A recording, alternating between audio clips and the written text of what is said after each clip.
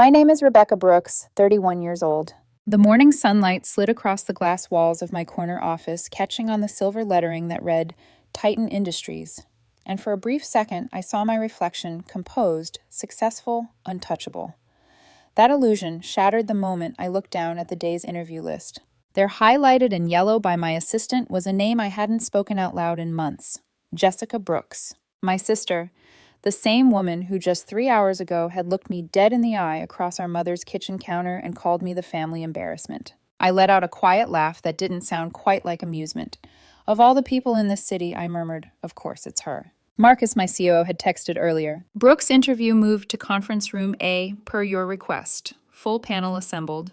Should be interesting. He didn't know half of it. This morning still clung to me like static. The smell of Mom's coffee, Jessica's perfume, sharp, expensive, unnecessarily assertive. I'd gone to drop off Dad's birthday gift, a first edition of his favorite novel. A thoughtful gesture, though I let them assume it was from a second-hand store instead of a rare collector's auction. Jessica had stood there immaculate in her pale blue suit, hair swept into a perfect twist, as if she'd been born to command boardrooms. "You're up early," she'd said without looking at me. "Don't you have a coffee shop to open or something?" Ah, yes. The family myth that I was some barista hopping from job to job after dropping out of Harvard Business School. The reality, I'd been running a digital marketing empire from those very cafes, building the kind of company people like Jessica worshipped. Just dropping off Dad's gift, I'd replied evenly, setting the wrapped book on the counter. Right. She smiled, that thin, polished smile that always made me feel 12 again. Well, I hope you're not planning to hang around. I have an interview at Titan Industries today. Kind of a big deal. I've heard of them, I'd said, pouring myself a glass of water to hide my amusement. She turned fully, then her expression sharp. Rebecca, let's be honest. You're an embarrassment to our family name. You're 31, still drifting, still pretending you have. What? A business. Some online hobby. Please, for once in your life, stay away from successful people. I don't need anyone knowing we're related. Our mother had gasped softly. Jessica. That's cruel. No, Mom, it's the truth. Someone has to say it. Her words were meant to cut, and they did, but only for a heartbeat. Because while Jessica was lecturing me about success, my CFO had been emailing me Titan's quarterly performance report showing record-breaking profits. I'd simply nodded. Don't worry, I told her quietly. You won't see me anywhere near Titan. And I left before she could realize the irony. Now back in my office, the irony filled the room like perfume. I scrolled through her resume on my tablet. Wharton MBA, glowing references, impressive results. Objectively, she was good. Subjectively, she was the last person I expected to see sitting across from me today. Titan Industries had become the crown jewel of the digital marketing world. AI-driven behavioral analytics, predictive targeting campaigns that redefined entire industries. Every marketing executive wanted to work here, including my dear sister. I leaned back in my chair, studying the skyline beyond the glass. 5 years ago, I'd been the dropout, the disappointment. Now I owned half the city's billboards. Lauren, my assistant, appeared at the door. Ms. Brooks. The interview panel is assembled. Ms. Jessica Brooks arrives in 15 minutes. Perfect, I said, standing. Has everyone reviewed her background? They have. A pause, then the hint of a smile. The team's curious about your decision to conduct this one personally. Family values, I said, lightly smoothing my blazer. Always good to meet potential family members. Lauren chuckled softly, unsure if she should. When she left, I exhaled slowly. My pulse wasn't nervous, it was alive. Conference room A gleamed with marble and glass, every surface designed to intimidate. Real-time campaign dashboards lined one wall, the numbers dancing like silent applause for my success. Marcus and Sarah were already seated, along with David from Strategic Partnerships. Sarah gave me a questioning look. You're really conducting this one yourself. Special circumstances, I replied.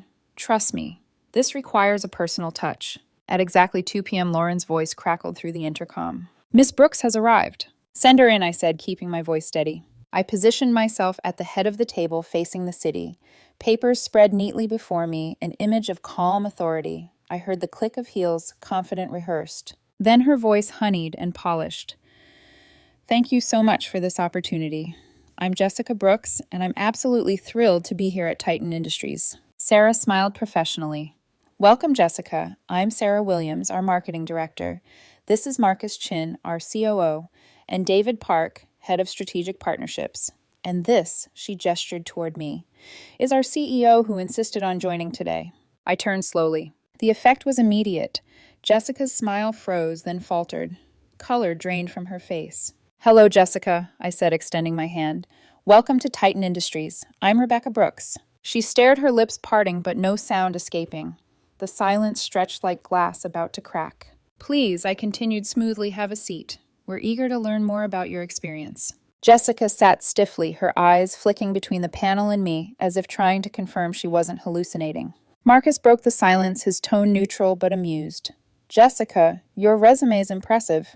Could you walk us through your recent campaign at Brandwell Consulting? She blinked, forcing professionalism back into her posture. Of course, she began, voice unsteady but recovering. At Brandwell, I led the rebranding initiative for Patterson Automotive, resulting in a 37% increase in brand recognition and a 22% boost in sales in one quarter. Sarah nodded approvingly. Impressive results. I watched her carefully. She was good poised under pressure, articulate even when cornered, the kind of talent Titan normally valued. That's a solid approach, I said. Finally, my tone cool but measured. However, at Titan, we've moved beyond traditional frameworks. David, show her the Thomson Electronics campaign, please. The wall screen flickered to life, live data streams, engagement charts pulsing with precision. Jessica leaned forward, her awe genuine. These metrics, they're unreal. They're typical, I said softly. We use behavioral science, not assumptions. The question is, I let the silence hang. Can you think beyond what Wharton taught you? She hesitated. I'd need to understand your systems better. But yes, I believe I could learn. I smiled faintly. Learn from whom? Our eyes locked. For the first time, her voice dropped to a whisper. From you, I suppose. I leaned back. From me, the dropout, the embarrassment, the failure. Interesting. Marcus cleared his throat gently, cutting the tension. Perhaps we should take a brief recess. Excellent idea, I said. Jessica, there are materials in the lobby you might review. She nodded, stood on shaky legs, and left without a word. As the door closed behind her, Sarah exhaled. That was your sister. My sister, I confirmed, my tone unreadable. David let out a low whistle, and she has no idea until now. None. Marcus studied me. What's your next move? I looked toward the glass door where Jessica had disappeared. My reflection caught between the city skyline and the faint outline of her departing figure. Honestly, I said, I haven't decided yet. When Jessica walked back into the room, she'd regained some of that trademark Brooks composure, the kind she used to practice in mirrors before family dinners. The only giveaway was the faint tremor in her hands as she clutched her portfolio. I watched her sit down again, head high, smile restored, voice steady, or at least trying to be.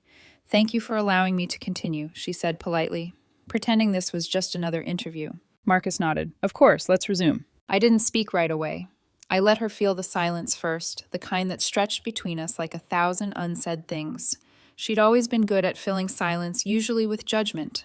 But now, sitting across from me, in Titan's most imposing conference room, she seemed unsure of which version of herself to be. I finally broke the stillness. Tell me, Jessica. I said, my tone soft but deliberate. What made you apply here out of all the firms in New York? She hesitated, clearly aware of the irony but trying to keep it professional. Titan Industries represents innovation, she began. Excellence. The chance to be part of something transformative. Her voice grew more confident as she spoke. She was slipping back into the rhythm of a practiced narrative. I've dedicated my career to understanding consumer psychology, and I believe my approach aligns with Titan's vision. I nodded slowly, my expression unreadable. Interesting choice of words. Vision. Tell me, when you think of success, what does that look like to you? The question caught her off guard. Success, she repeated. It's achieving measurable goals. Recognition. Impact. Stability. Recognition, I echoed quietly, leaning forward.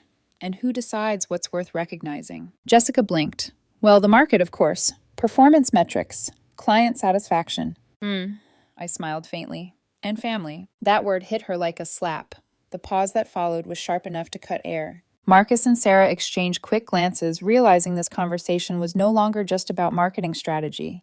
Jessica's voice thinned. Family supports success. Or defines it, I countered. She looked down, fingers tightening around her pen.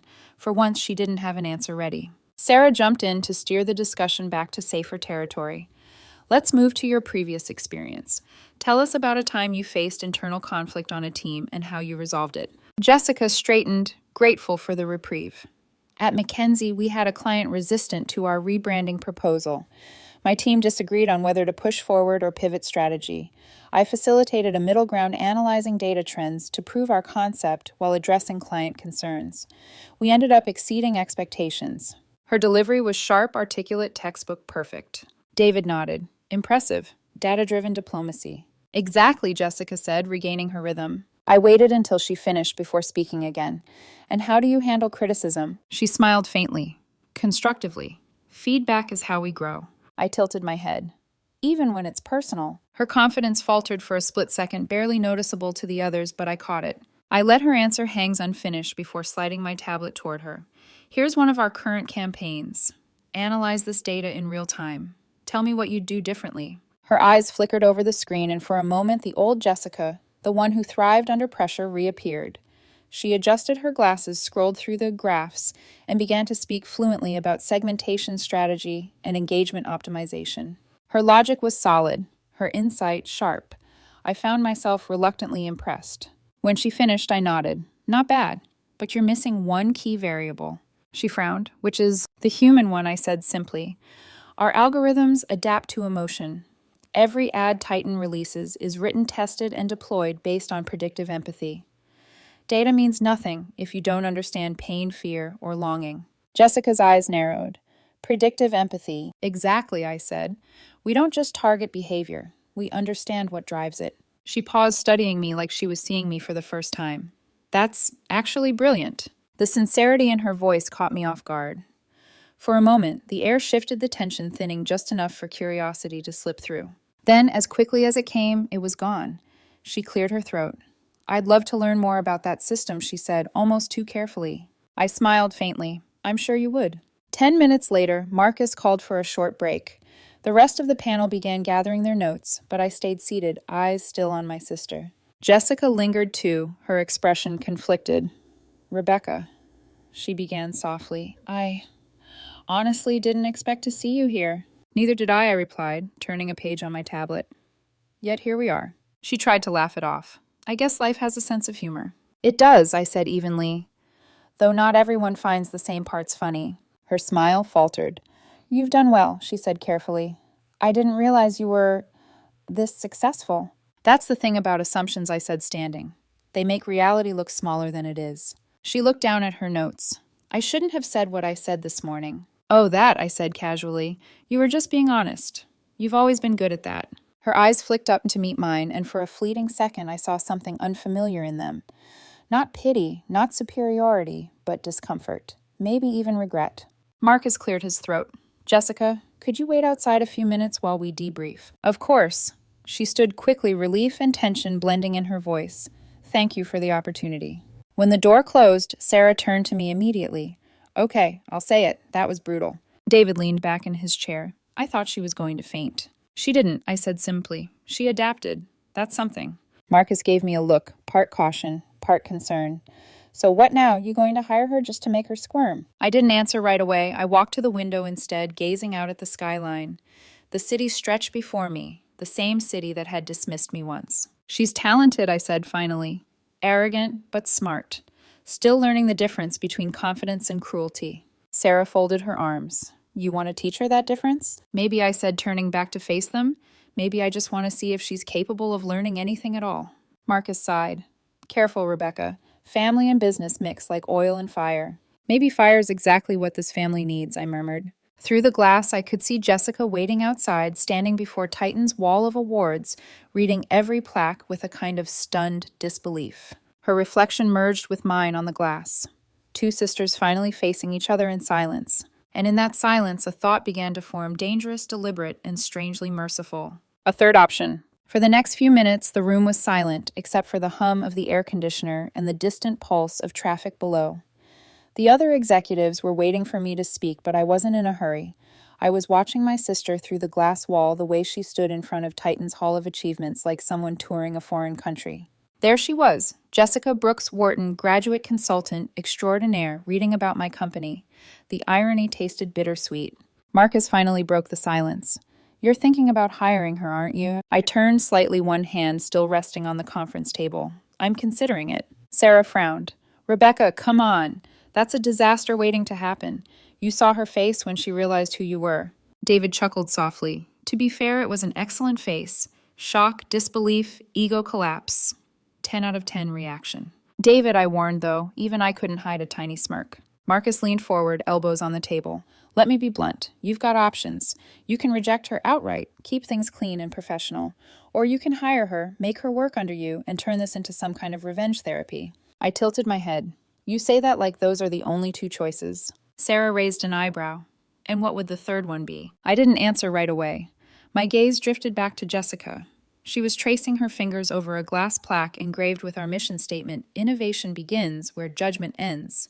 The irony was almost poetic. Maybe the third option, I said quietly, isn't revenge or rejection. Maybe it's revelation. Marcus exhaled. Translation, please. I want her to see what I've built, really see it not as my sister, but as my equal. Then I want to see what she does with that truth. Sarah looked skeptical. You think she'll suddenly grow humility? Maybe not, I said, but growth doesn't start with humility. It starts with discomfort. David grinned. You're going to make her uncomfortable for a living then. I didn't deny it. As they debated, my mind wandered back to another kind of discomfort years ago, when the word failure had followed me like a shadow. A memory surfaced, Dad at the dinner table, reading an alumni magazine with Jessica's scholarship photo in it. She's a natural leader, he'd said proudly. Always knew she'd make us proud. Then he'd turned to me, his tone changing softer, but edged. Rebecca, maybe you'll find your thing one day too. That thing had become Titan, built quietly without applause. Every sleepless night, every investor rejection, every line of code I'd reviewed until dawn, all of it had been my way of saying I'm not a failure. I just stopped asking for your approval. And now the girl who got all the approval was standing outside unknowingly seeking mine. Marcus's voice snapped me back. Okay, let's say you do hire her. In what capacity? You can't make her a director. The optics would be awful. You'd look biased. Agreed, I said, pacing slowly. But I don't want to humiliate her either. That's too easy. Too cheap. Sarah leaned back. So what are you thinking? I paused, the idea forming fully in my mind, bold, elegant, and just cruel enough to feel honest. She applied to be senior marketing director, I said. But I'll offer her something different. Special assistant to the CEO. David let out a low whistle, reporting directly to you. Yes, I said simply. Marcus laughed. That's either mentorship or psychological warfare. Maybe both, I admitted. She'll see everything, how decisions are made, how strategies are built, how power really works. And she'll have to answer to the sister she thought couldn't hold a job. Sarah crossed her arms. And what's the lesson supposed to be? That the world doesn't run on the stories she tells herself, I replied. And maybe that I'm not the person she thought I was. For a moment, none of them spoke. Then Marcus nodded slowly. You've already decided. I have. Lauren knocked gently and poked her head in. Miss Brooks Jessica's still waiting outside. Should I tell her to head home? No, I said. Send her back in. Lauren hesitated. She'd been with me long enough to sense the storm in my tone, but nodded and left. The moment the door clicked shut, Sarah muttered, Here we go. Jessica entered, holding her notebook a little too tightly, her smile too forced. Thank you for taking the time, she began. I completely understand if... Sit, I said calmly. She sat. I looked her in the eyes, not as her sister, but as the CEO, evaluating a candidate. Jessica, your performance today was strong. You're intelligent, strategic, and capable under pressure. Relief flickered across her face. Thank you. That means a lot, especially coming from... However, I interrupted smoothly, we won't be offering you the position of senior marketing director. Her smile faltered, the hope draining from her expression. Oh, I see. Of course. Thank you for considering me. But I continued, we are prepared to offer you something else. Her eyes lifted slowly. Something else? Yes. A new role. Special assistant to the CEO. You'd be working directly under me, involved in high-level strategic planning and department coordination. She blinked, caught between disbelief and confusion. You mean, I'd be reporting to you? That's right. I don't understand. Why me? Because you're talented, I said. And because I think you could learn something valuable here, something Wharton doesn't teach. Her voice dropped. And what's that? The difference between success and the appearance of success. The silence that followed was absolute. Marcus slid a folder across the table, the offer letter. Compensation details are included. Take your time to review. Jessica opened it mechanically. I watched the shift in her eyes as she saw the salary higher than her previous one by a wide margin. It wasn't pity money. It was a real offer. When she looked up again, her voice was tight. This is generous. We pay for excellence, I said. But excellence requires humility. Think you can handle that. Something flickered in her gaze, pride wrestling with opportunity. I can handle it, she said finally. Good, I said, standing. Welcome to Titan Industries. She hesitated before extending her hand. Thank you, Ms. Brooks. Her grip was firm this time, controlled, professional. But her eyes, they were burning with something I recognized all too well, the need to prove herself. As she left the room, Marcus let out a low whistle. That was something. Sarah shook her head. You know this could backfire, right? I smiled faintly, watching Jessica disappear down the hall. Maybe, but every experiment starts with a hypothesis. David raised an eyebrow. And what's yours? I turned back toward the glass wall where my reflection merged again with the city skyline. That sometimes I said quietly, you have to let people walk into their own lesson. The following Monday, the entire 38th floor seemed to hum with curiosity. Word had spread faster than I'd anticipated. Titan employees were discreet, but gossip traveled efficiently in a company built on studying human behavior. By 9:05 a.m., Jessica Brooks, my sister, walked through Titan's glass doors as the new special assistant to the CEO. The look on her face as she stepped off the elevator was a study in contradictions, determination overlaid with humiliation, professionalism, struggling to mask disbelief. Lauren greeted her at reception. Welcome to Titan, Ms. Brooks. Ms. Rebecca is expecting you. Jessica nodded stiffly. Thank you. Her voice carried that faint tremor again. It was almost endearing if I ignored the years of disdain behind it. When she entered my office, she stopped just past the threshold, eyes flicking from the skyline view to the awards lining the wall. For a long moment, she didn't speak. This is impressive, she finally said. Thank you, I replied, not looking up from my screen. Have a seat. She sat across from my desk, her bag perched neatly beside her like a shield.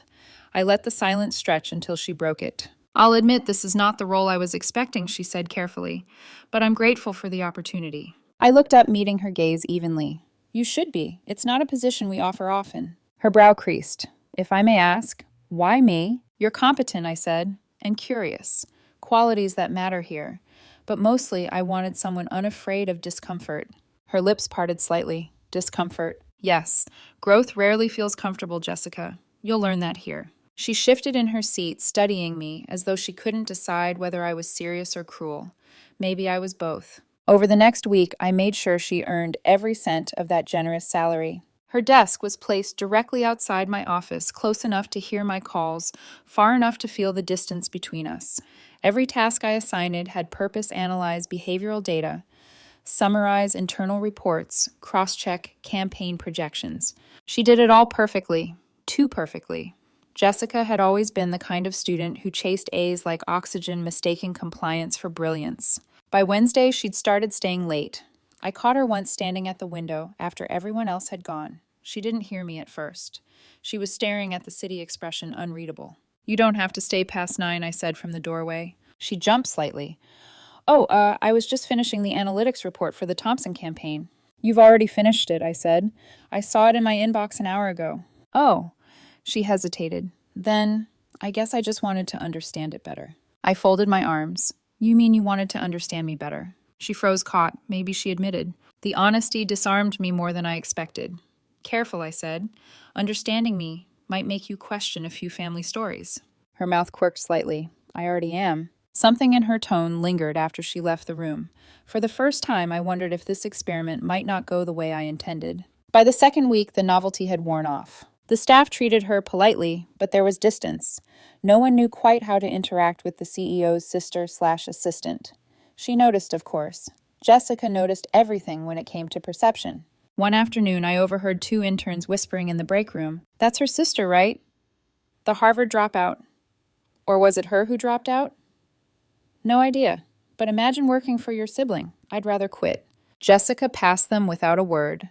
Chin high, but her jaw tightened. Later, she brought me the weekly department report, flawless as always, but her hands trembled slightly when she set it down. You can say it, I said. Say what? That you hate this, I replied. Being here, working for me. She looked at me, something fierce flashing in her eyes. I don't hate it. I hate that you think I would. Oh, I raised a brow. Then what do you feel? I feel like I've been living in the wrong story, she said quietly. That answer stopped me cold. For a second, the office felt smaller, less like a battlefield, and more like the space between two versions of truth. The next day, I took her to a department heads meeting. The room went silent when we walked in together. Everyone, I said calmly. This is Jessica Brooks, my new assistant. She'll be observing operations across departments. The polite smiles around the table barely masked the tension. Jessica, to her credit, stood tall. During the meeting, I noticed her taking notes with surgical precision, her gaze darting between speakers, absorbing every word. At one point, when a senior analyst fumbled a data presentation, she subtly leaned toward him and whispered a correction that saved his slide from collapse. Afterward, Marcus approached me. She's sharp, he said under his breath. Almost too sharp. Be careful, she doesn't start running the place. Let her try, I replied.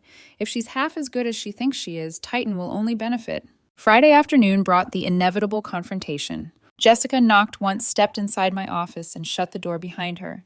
Her expression was calm, but her eyes were blazing. I need to ask, she said. Was this job your way of humiliating me? I leaned back in my chair. If I wanted to humiliate you, Jessica, you'd know. Then why this role, she demanded. Why make me sit outside your office like a secretary when you know I'm qualified for more? Because I said evenly, you need to understand what it means to build something from the ground up. You've spent your career managing other people's work.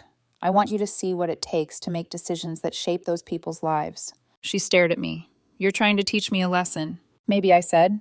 Or maybe I'm giving you a chance to unlearn a few. Her shoulders dropped slightly. The anger fading to something else, exhaustion maybe, or realization. You're still impossible to read, she muttered. That's called leadership, I replied. A small, reluctant laugh escaped her. You haven't changed. Oh, I have, I said softly. You just never looked close enough to notice. That night, after everyone had gone, I found a note on my desk, her handwriting precise, elegant. Rebecca, thank you for not rejecting me. Even if this isn't the job I wanted, it's the one I probably needed. J. I sat there a long time, reading it twice. Then I turned off the office lights, leaving only the city glow reflecting across the glass. Maybe Marcus was right. Maybe this was fire. But for the first time, I wasn't sure who was burning who. 3 months passed. Enough time for the shock to fade, but not the tension. Titan's upper floors had grown used to seeing the Brooks sisters walking the hallways together. One commanding meetings, the other silently observing, with her ever-present notebook. If people expected chaos, they were disappointed. Jessica had become steady, focused, efficient, too efficient perhaps. She arrived early, stayed late, and absorbed everything like oxygen. Every pitch, every metric, every board presentation, she studied it all, not with arrogance now, but with curiosity. The difference was startling. Still, I tested her, constantly. When the department leads sent conflicting campaign reports, I gave both to Jessica with one instruction. Tell me which team is lying. When a new AI model flagged false positives in our predictive empathy algorithm, I sent her to investigate with Marcus a deliberate trap to see how she handled being underestimated. Each time she returned with sharp insights and quiet confidence. No excuses, no fluster, just results. One late Thursday evening, I walked past the glass-walled conference room and saw her still there, surrounded by open laptops and printouts. The rest of the floor was dark, except for the glow from her screen. You're here again, I said, stepping inside. She didn't look up, almost done comparing engagement clusters. The machine learning output has inconsistencies. You could have gone home hours ago. She smiled faintly. You could have too. Her tone was calm, but her exhaustion showed the slight slump of her shoulders, the untouched cup of coffee gone cold beside her. You're not required to work this hard, Jessica, I said, not to prove a point. Her eyes flicked up to mine. You think that's what I'm doing? Isn't it? She hesitated. Maybe at first. But now, I think I'm trying to prove something to myself. That caught me off guard. And what's that? That I'm not just good at being impressive, she said softly. That I can actually understand the world I used to just analyze. For a moment, I couldn't speak. Her words were too familiar. They echoed the same realization I'd had years ago when I stopped chasing external validation and started building Titan from scratch. Go home, Jessica, I said quietly. The data will still be here tomorrow. She smiled. So will I. The following week, she gave her first solo presentation to the executive team, a quarterly analysis of Titan's marketing performance. I hadn't told her she'd be presenting until the night before. Her eyes had widened when she realized. Tomorrow, she'd said. That's barely 12 hours. You'll manage, I'd replied. Now, watching her in front of the massive digital screen, I saw something I hadn't expected: poise, clarity, depth. The behavioral prediction algorithms show a clear pattern. Jessica was explaining, her tone confident. Consumer emotional responses fluctuate not just by demographics, but by context, time of day, weather, even recent online interactions. She clicked through data visualizations. If we recalibrate message timing to match these micro-emotional states, engagement could increase by 18 to 20%. The room murmured in surprise. Sarah leaned forward. That's a significant jump. How confident are you in those projections? Jessica didn't flinch, confident enough to stake my bonus on it. Laughter rippled around the table, impressed. Marcus looked at me, eyebrows raised. Seems your sister's got the Titan DNA after all. I allowed myself the smallest smile. Seems so. When the meeting ended, Jessica gathered her papers calmly, but I could see her hands trembling slightly, not from fear, but adrenaline. As the others filed out, I said, "Stay a minute." She froze, then nodded. When the room was empty, I closed my laptop and leaned back. Good presentation. Thank you. Better than good, I corrected. You anticipated every question. You challenged assumptions. You even made Sarah take notes. That's rare. Jessica exhaled slowly, the praise landing heavier than she expected. I learned from watching you. I arched an eyebrow. Flattery. Observation, she said simply. Something flickered in her eyes, pride, but tempered by humility. For the first time, I saw no trace of the old arrogance. We walked toward the elevators together. The hallway was quiet, city lights reflecting off the marble floors. Jessica, I said suddenly, why didn't you ever ask what I actually did for a living? Back then, she stopped walking. Because I didn't want to be wrong about you. Her honesty hit harder than I expected. Meaning, she said softly. If I admitted I might have misjudged you, I'd have to question the version of myself that always needed to be right. I studied her face. The words weren't rehearsed. They were raw. People change when they lose their certainty, I said. Then maybe I'm changing, she replied. The elevator doors opened and she stepped inside. Just before they closed, she added, and maybe you are too. A week later, I got my confirmation. It was 10 p.m. when I found her in the office again, but this time she wasn't working. She was sitting in the dark, staring at her phone. Problem, I asked. She startled slightly, then turned the screen toward me. A photo of her son Tommy smiling in his school uniform. He got the top math award today, she said quietly. I almost missed it because of a meeting. I nodded. I know the feeling. She hesitated, then added, It's strange. I never used to think about balance. Just results. That's how we were raised, I said. Results were love. Her gaze met mine, a flicker of shared understanding. Rebecca, she said, almost a whisper. There's something I need to tell you. I waited. I know it was you, she said finally. I frowned. What? The tuition payments, she said softly. For Tommy. The anonymous donations to Mom's community center. Dad's hospital bills. The room went still. My instinct was to deny it, to brush it off as coincidence, but her expression stopped me. She already knew. How long have you known? I asked. Long enough to feel ashamed, she said. I found the payment records 2 weeks ago while processing your expense authorizations. I just needed time to figure out how to face you. Her voice trembled, but her eyes didn't waver. Why didn't you say something earlier? I asked quietly. Because I didn't know how to apologize for 5 years of being wrong about you. I stood there silent. The city lights outside painted both our reflections against the glass. 2 women who looked alike but carried very different weights. And for the first time in years, I felt the wall between us begin to crack. The elevator ride that night felt like stepping into a confessional booth made of glass and city light. Jessica stood beside me. Silent, her reflection fractured in the mirrored walls, one face proud, one guilty, both hers. When the doors closed, she finally spoke. I don't even know where to start. Try with the truth, I said. She exhaled shakily. You've been taking care of all of us. Dad's cancer treatments, Mom's car, Tommy's school, the community center, even the anonymous grant to Wharton's scholarship fund in my name. I said nothing. There was no point denying it. Her eyes glistened, though her voice stayed steady. You let me stand there for years, calling you a failure while you were saving us behind the scenes. Why didn't you tell anyone? Because I wasn't doing it for gratitude, I said quietly. I was doing it because someone had to. But why you, she pressed. Why not tell Mom and Dad they wouldn't have believed it, I cut in gently. And if they did, it would have made them feel small. So I stayed invisible. It was easier that way. Jessica looked down, her voice almost breaking. No, it was lonely that way. The elevator stopped at my floor, but I didn't move. Neither did she. Jessica, I said after a pause, you were never cruel because you hated me. You were cruel because you believed the story our parents told that worth is measured in degrees and titles. I just stopped playing by those rules. Her lip trembled, and I kept enforcing them. Yes, I didn't sugarcoat it. But you're not the only one who made mistakes. Her head snapped up, surprised. What mistakes did you make? I gave up trying to be seen, I said, and I let resentment replace communication. I could have corrected the record years ago, but I didn't. I wanted you all to find out the hard way. So this job, she said softly, wasn't just about teaching me humility. No, I admitted. It was about seeing if either of us could grow. The elevator doors opened, but still we didn't move.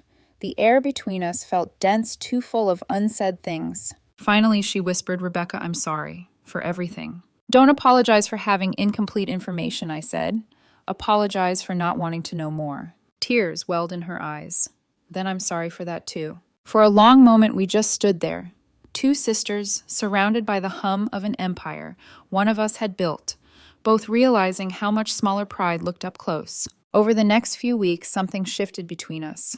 The tension that once filled the air between meetings began to fade, replaced by an odd rhythm of quiet understanding. Jessica started showing up to my office, not just with reports, but with questions, real ones. Why did you reject the Luminate partnership? Why do you keep 3 advisors for one project? What do you look for in a good leader? At first, I thought she was performing humility. But then I noticed her notes pages filled with detailed observations and insights, questions about ethics, innovation, and leadership. She wasn't pretending anymore. She was learning. One Friday evening, as the office emptied, I found her sitting cross-legged on the floor of the data lab, surrounded by holographic displays from our latest AI campaign. Still here, I asked. Almost done. She glanced up with a grin that reminded me of her teenage self. Curious, hungry, unstoppable. You were right about the emotion models. I recalibrated them for contextual tone and got an 11% increase in prediction accuracy. That's impressive, I admitted. I learned from the best, she said lightly. It wasn't flattery this time, it was gratitude. For a moment, the hum of servers filled the space between us. Then she said quietly, Do you ever regret it? Regret what? Dropping out, doing things your way, losing them. I thought about it. Sometimes, but every choice I made took me further from their expectations and closer to myself. That's the price of freedom. It costs people's understanding. Jessica nodded slowly, absorbing that. I think I'm starting to understand. That weekend, she invited me to dinner, her idea, her treat. I agreed cautiously. We met at a quiet rooftop restaurant overlooking the river. No boardroom, no glass walls, no audience, just 2 sisters with a decade of misunderstanding between them. She ordered wine. I raised an eyebrow. Since when do you drink Merlot? She smirked. Since I started working for you. It's your fault. We laughed, the sound strange but healing. Halfway through dinner, she said, Mom told me something yesterday. She said she always worried you'd resent me forever. Did she? I asked, slicing through my steak. Yes, and I told her she was wrong. I looked up. Was she? Jessica met my gaze, steady and unflinching. Yes. You don't resent me. You just stopped needing me to understand you. Her insight landed deep because she was right. Somewhere along the way, I'd stopped wanting her approval and started wanting her respect. And now, against all odds, I had it. A week later, during a senior board review, Jessica presented her first major strategic proposal, the prototype for a new behavioral empathy platform, combining her brand expertise with Titan's AI algorithms. She stood in front of 20 executives, laser pointer in hand, speaking with authority. We've been predicting what people do. It's time we understand why they do it. The room was silent. Then Marcus leaned back, impressed. Rebecca, looks like your sister's outthinking the rest of us. Good, I said. That means I hired well. Jessica smiled faintly, her confidence quiet but radiant. For the first time, she wasn't chasing approval. She was building something of her own, and I was proud to watch her do it. That night, she stopped by my office before leaving. I've been thinking about something you said, she began. That growth starts with discomfort. I nodded, and she smiled. Then maybe this whole thing, you hiring me swallowing my pride. Maybe that was the best kind of discomfort, the kind that makes you stronger. I studied her face, searching for the woman I used to compete with and realizing she wasn't there anymore. What are you saying, Jessica? She shrugged lightly.